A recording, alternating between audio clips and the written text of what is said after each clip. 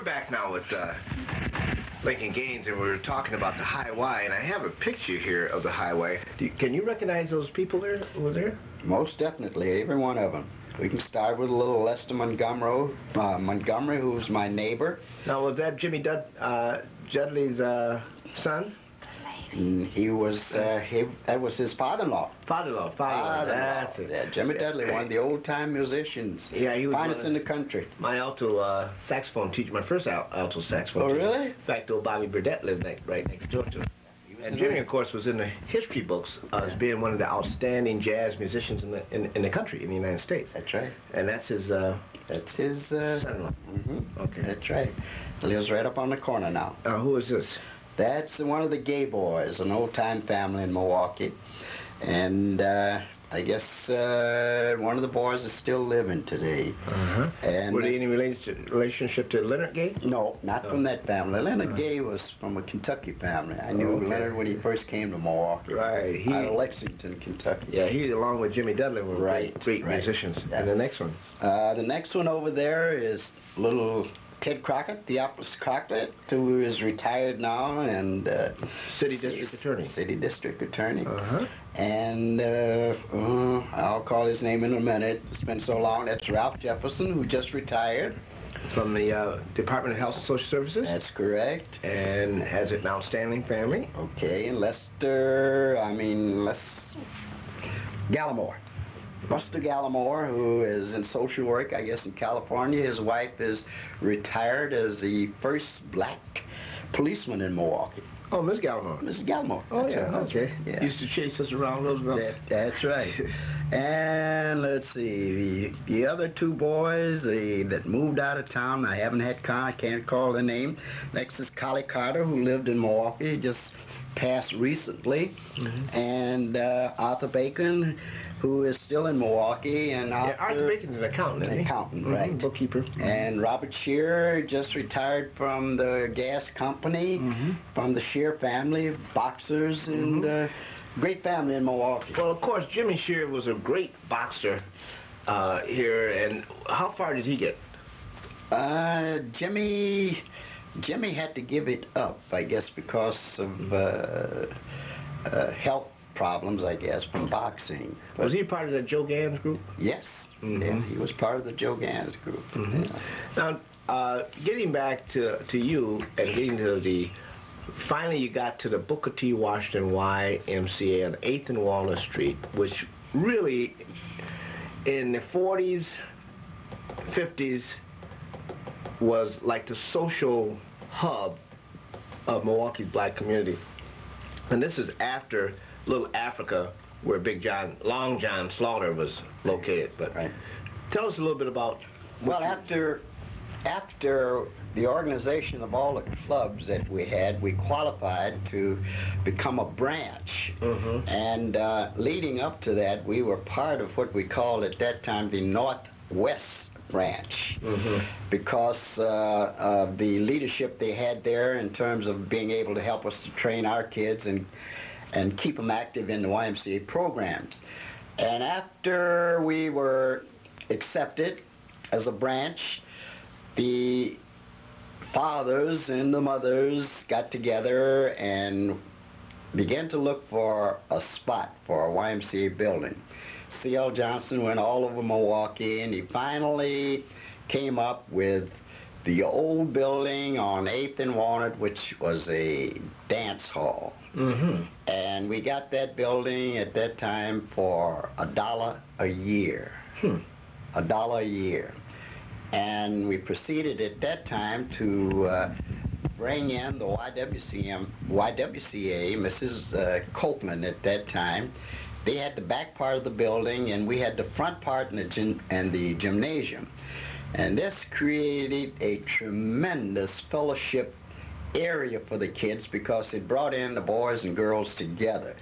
They had their program mixed with the boys. We had the YMCA mixed with the girls.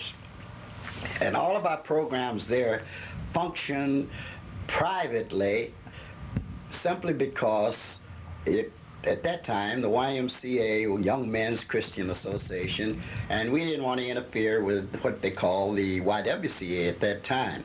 So this meant that we had to have more leadership, and here our Leaders Club that we organized began to move up in the YMCA, which was the Phalanx fraternity, as we called it that time. That was, Phalanx was the highest club in the YMCA, and it was a fraternity for those that did not want to go into a school fraternity. So this was part of the growth of the older clubs to draw the attention for young fellows that were coming, that were in college, staying in Milwaukee, and wanted to be in a exclusive club. And the Phalanx to them was a exclusive club. We were certified and chartered at St. Mark's Church. A wonderful night. I think we had at that time pretty close to 25 men in the club.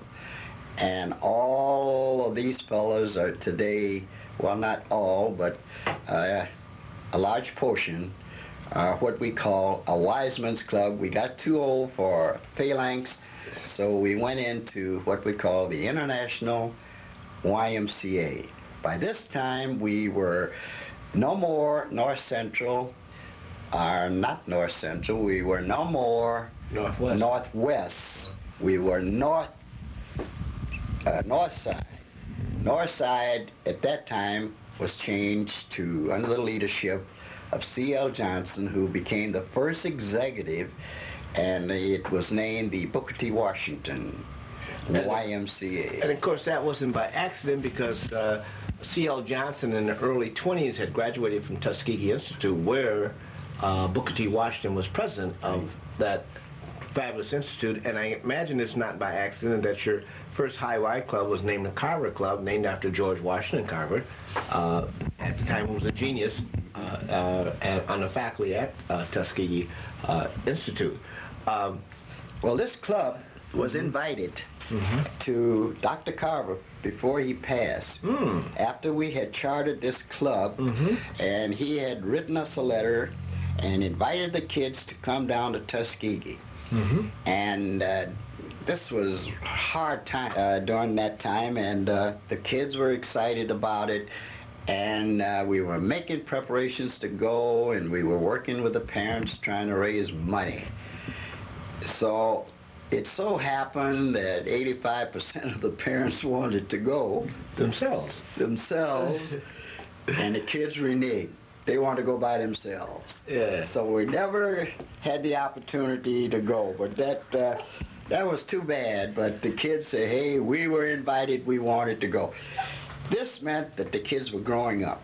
Right. This showed some growth. Separation from that. Right. They wanted to, hey, we have come this far, we want to continue, and we're going to go further, but we want to do it on our own. Right. Excuse me. But they were responsible for the growth of the North Central branch, which is now North Central. They were the growth of all the clubs that we had there, and they were the envy of the other 11 clubs.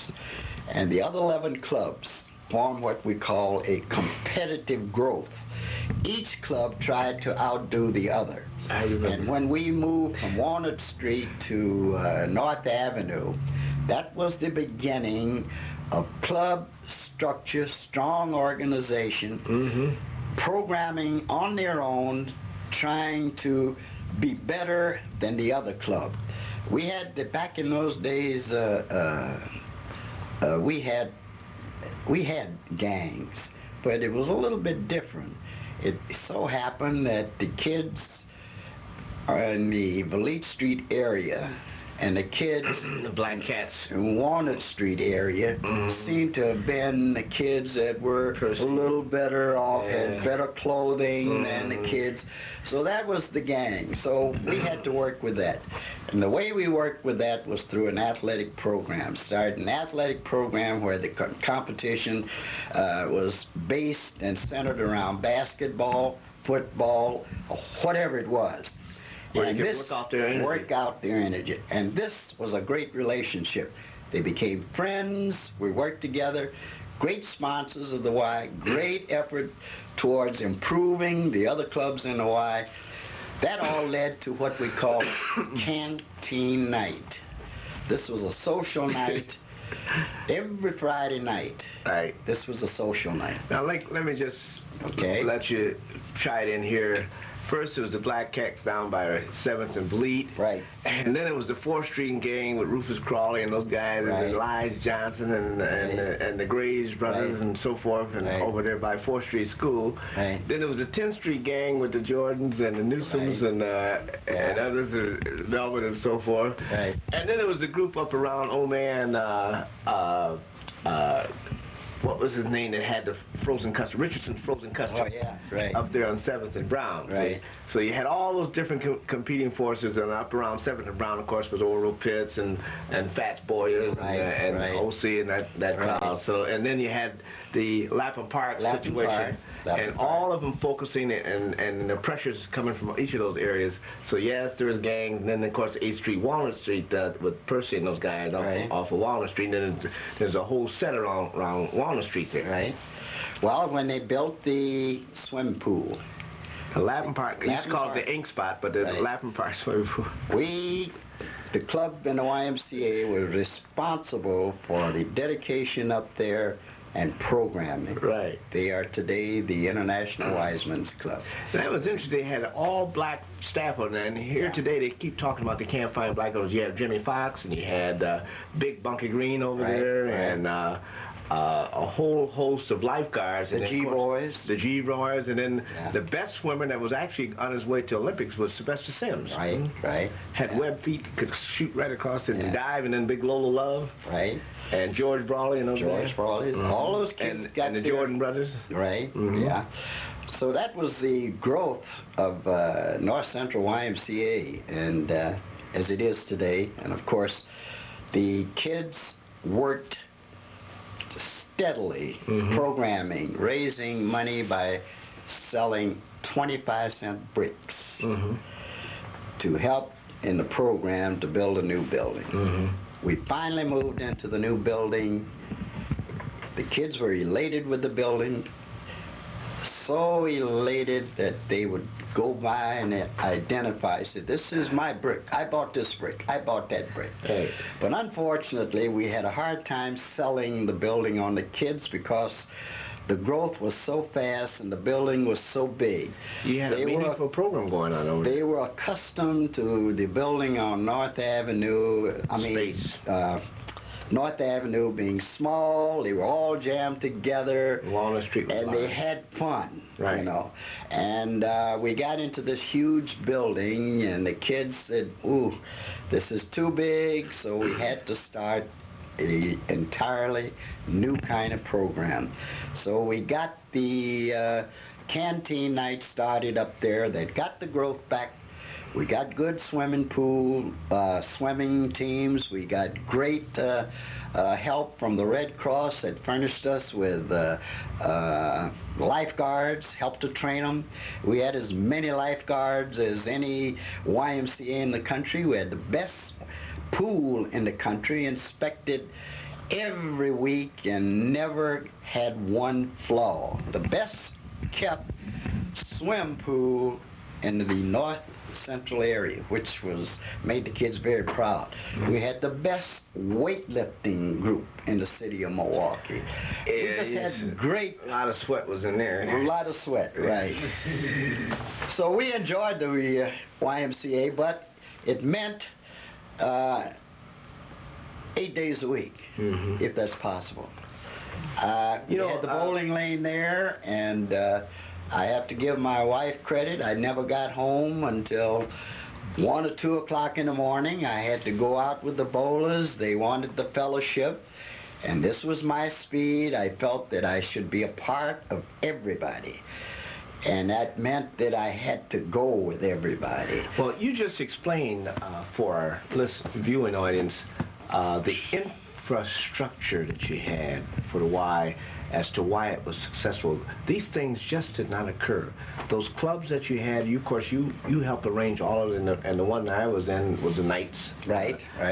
group, and the one Bob Thomas had a whole series of things going on, but the glue and the structure was you, in terms of how you organized that, and the support was the Wiseman and the Felix. And you had mentioned earlier off camera, we were talking about what's wrong now today in terms of what is it?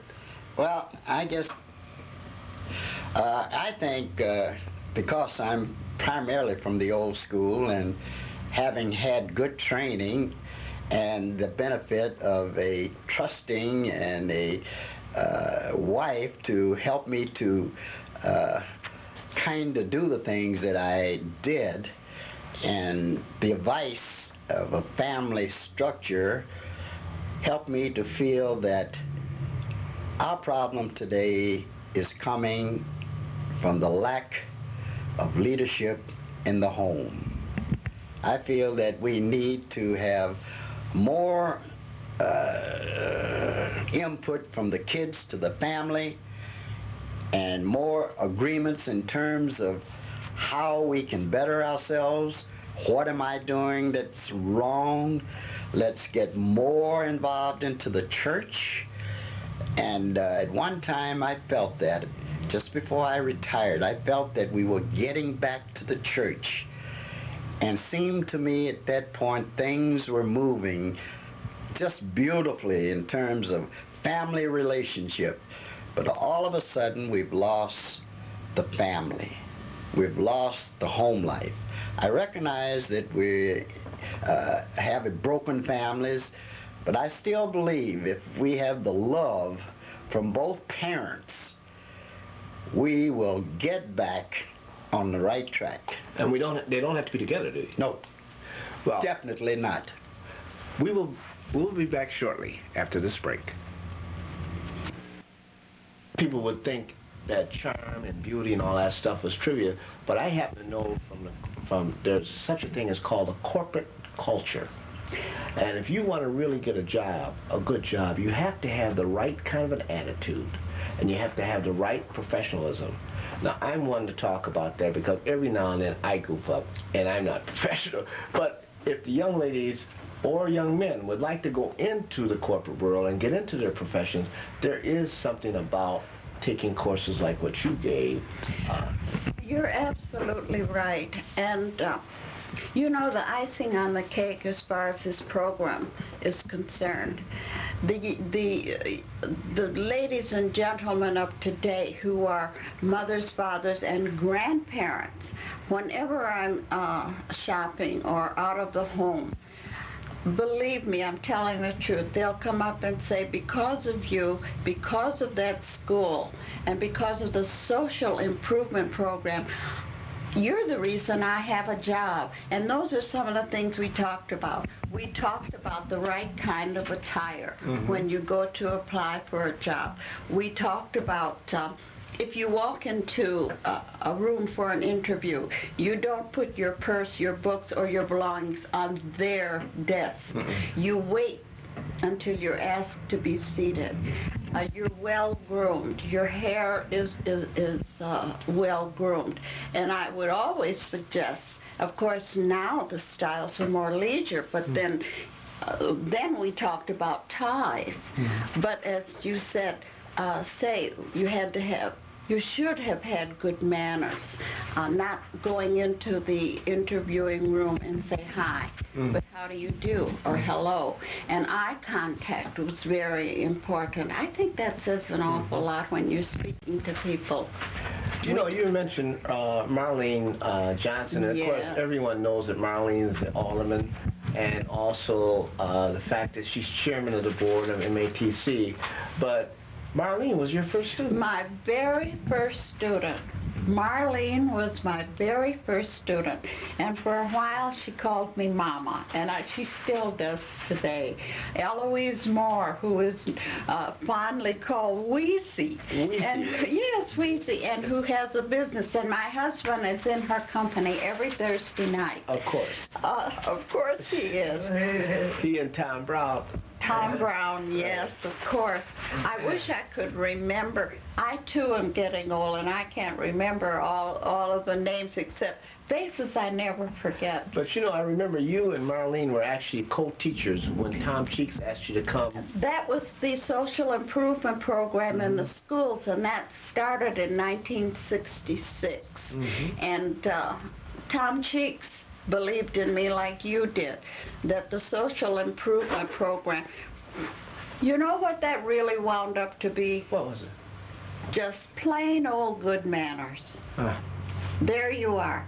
Good manners, self-esteem, treat people the way you want to be treated, and it worked.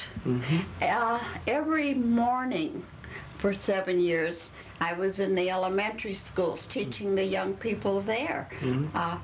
Would you believe that at one school, way back then, that I talked to them about sex? I almost got put out of that particular school. But you know what? If we would talk about that to the young people in 3rd, 4th, and 5th grade. The proper use. Education and about sex.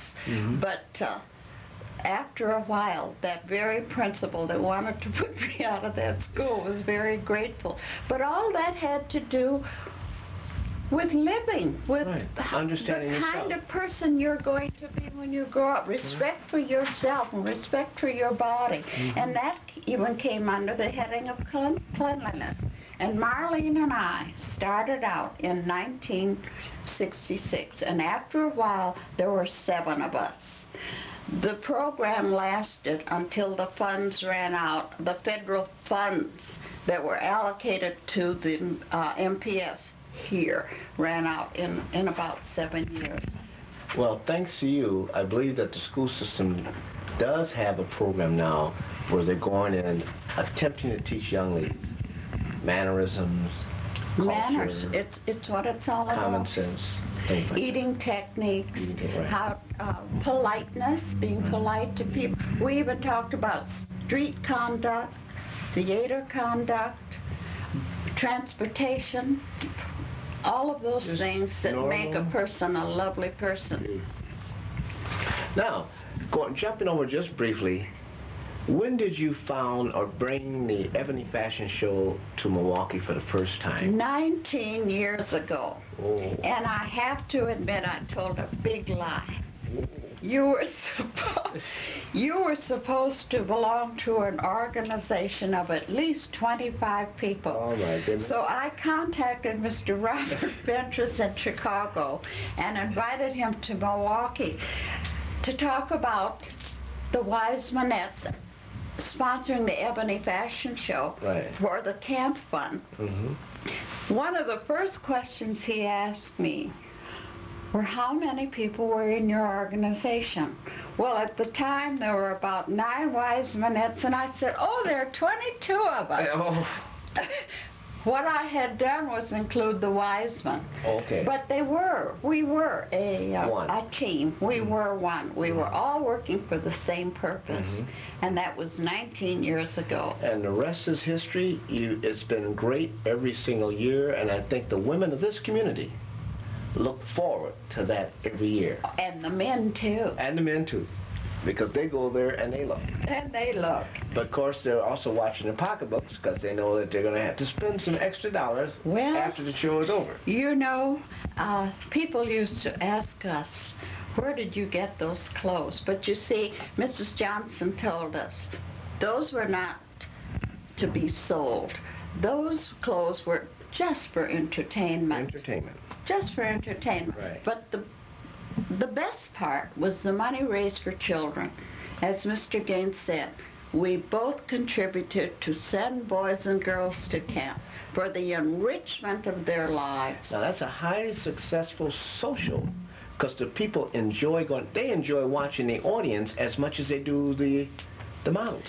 We used to have a couple that would come from Waukesha and bring their chairs, and they were there at 6:30. And this was a white couple, yes, incidentally, and they were there at 6:30, and they would bring their folding chairs. Just so they can watch. And enjoy the audience.